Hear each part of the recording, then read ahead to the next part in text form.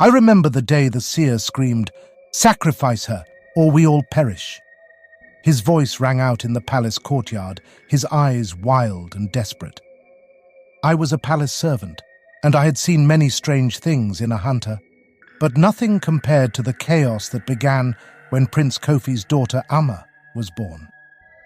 She was a beautiful child, with an otherworldly glow in her eyes, but the day she first danced as a baby, the seer ran to the king, trembling, claiming the gods had shown him her destiny. "She will destroy the kingdom," he shouted. "Kill her now and save us all." But Prince Kofi, her father, refused. The king hesitated, torn between the seer's warnings and his son's plea.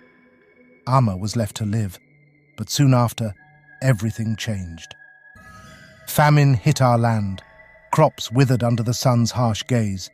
Cattle died in their pens, and even the river that had always fed our thirst began to dry up. Then came the plague. People in the village fell ill, their bodies covered in sores, and the healers could do nothing. The whispers began. "This is because of the child." Protests broke out, villagers demanding Amma be handed to the seer for sacrifice. The royal family tried to calm them, but the fear was too strong. Finally, the king gave in. Amma was to be sacrificed to the gods to save us all.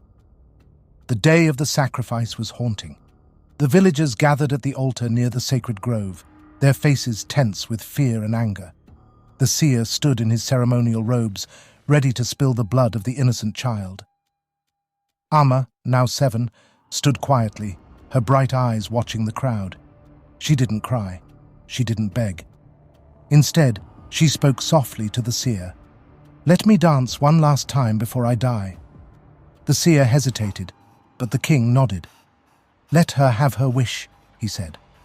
Amma stepped forward, barefoot on the dusty ground, and raised her small hands. She clapped once, then twice, and began to dance. Her movements were slow at first, her feet tapping the earth rhythmically.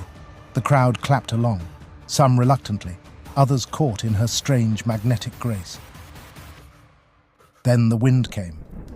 It howled through the trees, bending the branches as dark clouds gathered overhead. The clapping grew louder. Amma danced faster, her tiny frame spinning and twirling in ways no child should be able to. The seer, standing rigidly at first, suddenly dropped his staff and began to move. His feet jerked awkwardly at first, but then he danced, his face locked in an expression of surprise and terror. The crowd gasped, but then, one by one, they began to move too. The elders, the guards, even the angry villagers, all began to dance uncontrollably. I felt it too, my legs moving against my will. It wasn't just dancing, it was joy, overwhelming and unexplainable. Amma's dance grew wilder as she lifted her arms to the sky. Then it happened. A bright light pierced the clouds, and a powerful voice seemed to fill the air. The sacred altar burst into flames, the fire consuming the carvings of the gods we had worshipped for generations. The seer fell to the ground, trembling, as the idols burned to ash. The wind carried the fire to every shrine in the kingdom, and by the time it was done, the gods were no more. Then Amma spoke, but her voice wasn't her own. It was deep, powerful, and filled with love. "This is the spirit of the one true God," she said. "He has come to save you. You no longer need idols or sacrifices. Believe in him, and your land will be healed." From that moment, everything changed. The sick were healed, their sores vanishing as if they had never been. The crops began to sprout again, lush and green. The river returned, flowing stronger than before. Amma didn't die that day. Instead, she became a teacher, sharing the words of the God who saved us. The kingdom of Ahanta lived in peace, no longer bound by fear or famine. If there's one thing I've learned, it's that sometimes what we fear the most is what we need the most. Don't be quick to judge what you don't understand. There is always a bigger plan at work.